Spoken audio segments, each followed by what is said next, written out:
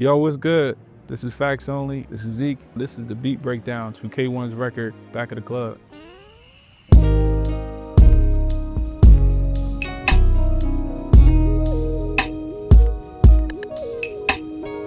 So K1 actually DM'd me one day and was like, yo, I really love your work. Yo, can we work? And I was like, of course. So me and her locked in. I didn't know anybody else who could capture what K1 really wanted. And she wanted that feeling. She loved the beats that I was sending. So obviously I'm hitting up Zeke because Zeke is incredible. So me and him started working, we locked in. Yeah, we made Back of the Club.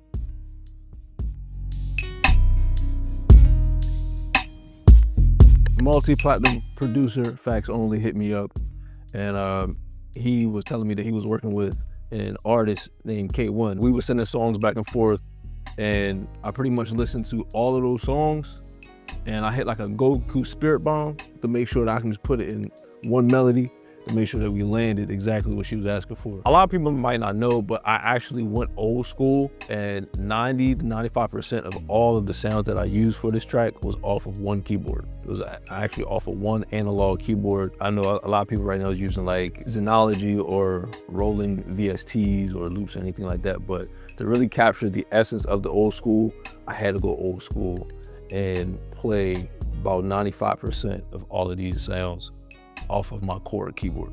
What makes Back of the Club stand out is its nostalgic feeling, but it doesn't feel too throwback and too, you know what I mean? Because a lot of people are trying to land on that nostalgic feeling, but it doesn't sound right.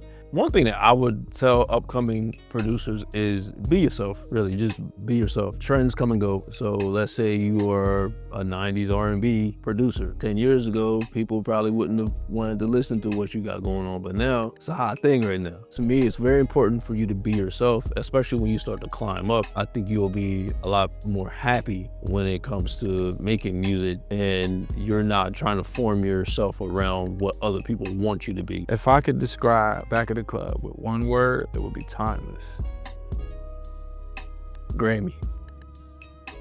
Studying the 90s and the 2000s grabbed a lot of inspiration with opening the track up. One song that I stumbled across was Musiq Soulchild's Love. Musiq Soulchild's Love starts off with a pad and a lead. So we started with this pad right here.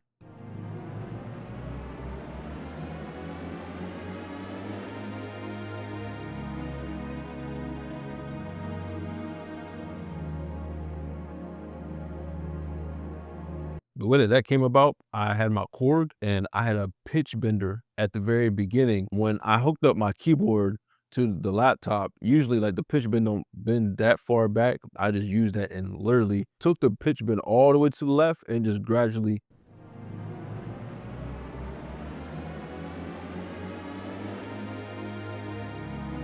left it go to the center.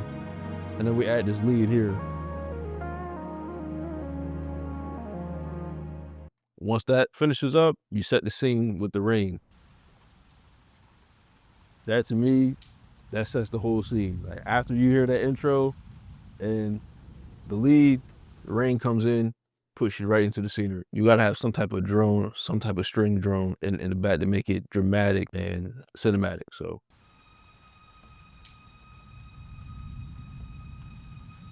that element right there is pretty much puts you right in the scene. But it also creates a suspense as well.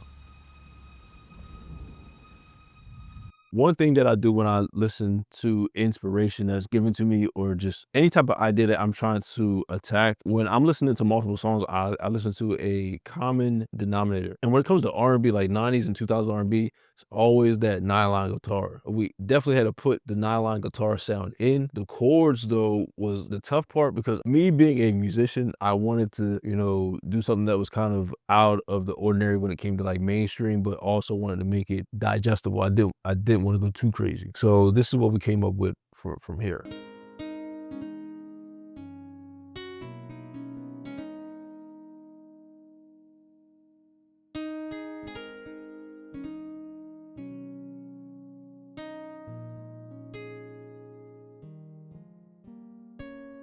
And that's a Nylon guitar sound straight from the Korg. That's another joint. I also have a nylon guitar, which is something that I wanted to implement in this as well. And I used it for small sounds, and I also use it as like ad-libs to that nylon that came from the actual Korg. So that was just like a small sound effect sound, but then you also have the ad-libs as well. And when you put those with the nylon from the Korg, you get this.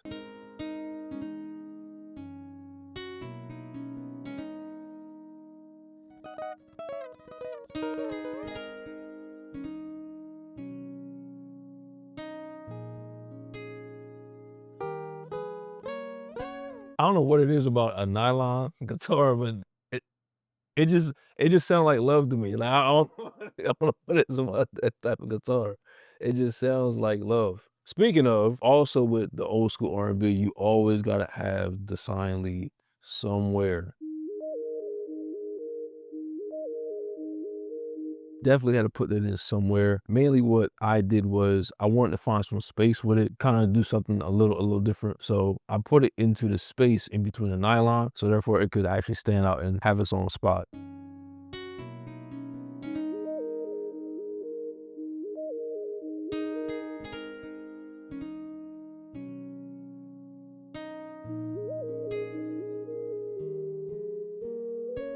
Also, back in the day, they always had like a Rhodes or something that was soft and warm to kind of give you that hug as you're listening to the track.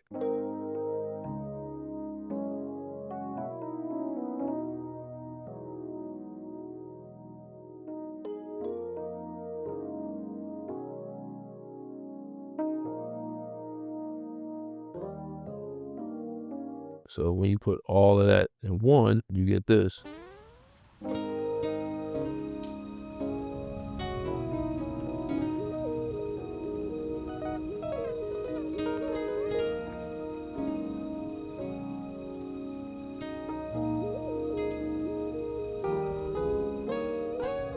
That was pretty much the bulk of the melody. Had to add the bass in, but to make it more modern, wanted to just add 808s in there. So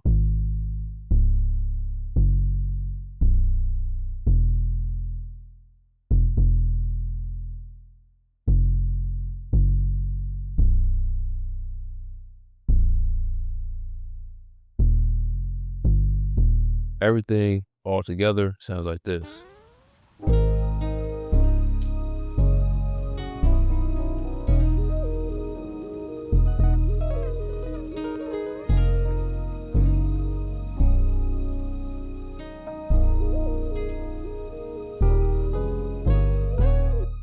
And one thing I like to do is throughout the song, I might take some things out. I might add some things. So later on in the song, we add some intimate strings sound that also came from the Korg keyboard. So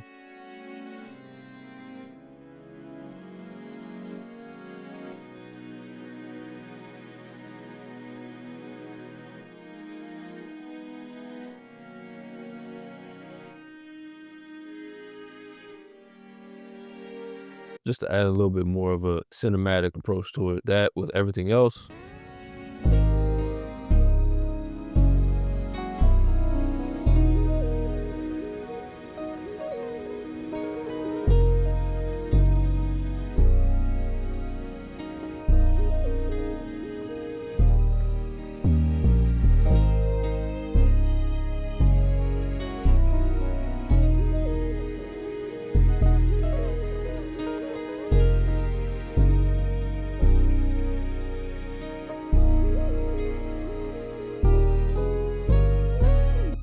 And then where it changes up is the bridge. The bridge to me was very important because when I first sent this off, I didn't think of a bridge or there wasn't a bridge with it. But once K1 said that she wanted a bridge, I'm like, okay, so she's really trying to take this record up. So we really wanted to focus on the bridge. As a musician that grew up in church, I wasn't trying to do too much, but I did want the bridge to stand out. What we did here was we came up with some chords that would be palatable, but it would also be a little, I'll say, I'm not gonna say difficult, but definitely something that was gonna be challenging and different. Something that was different from what we were used to hearing in R&B at the time.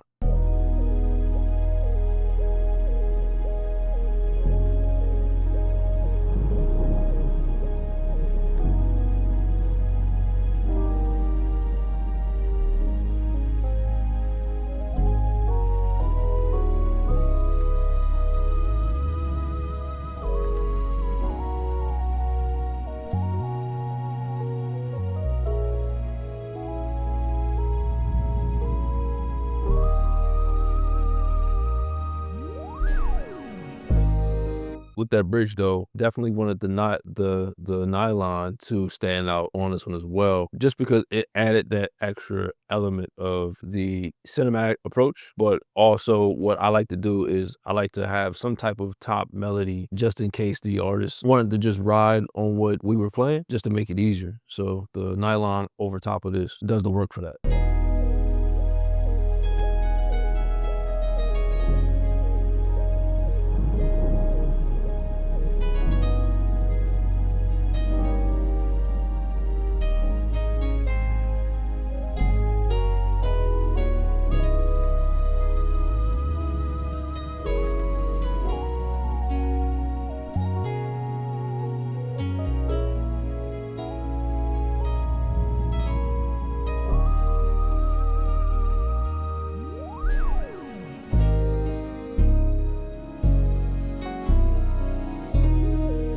Once that melody was done, sent it over to Fax.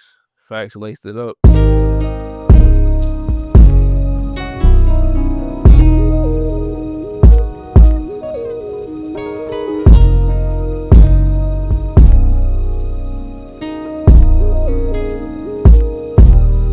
we went hi-hat.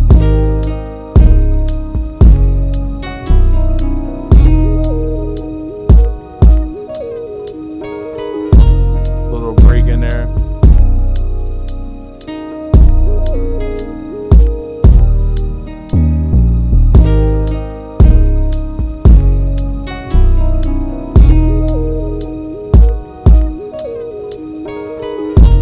Literally going the whole time.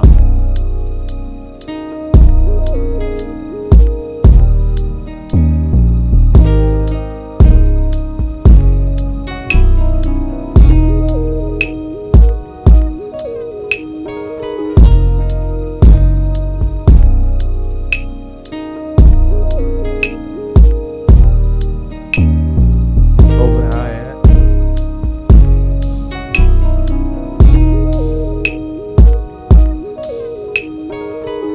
Snare.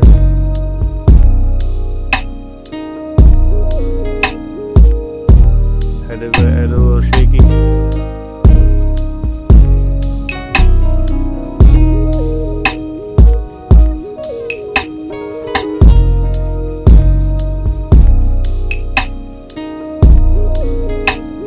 feel like this brought it in all together, the chime.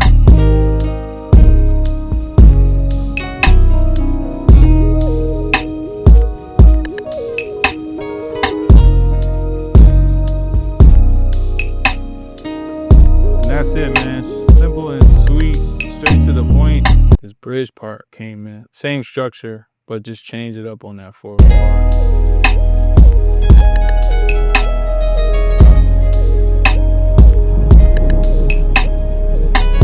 The kick.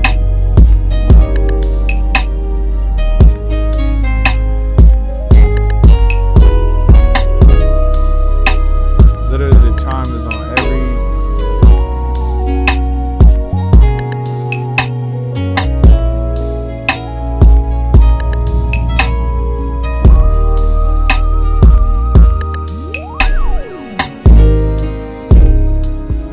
Golden. What Zeke say earlier? Grammy. That's it, man. Simple and sweet.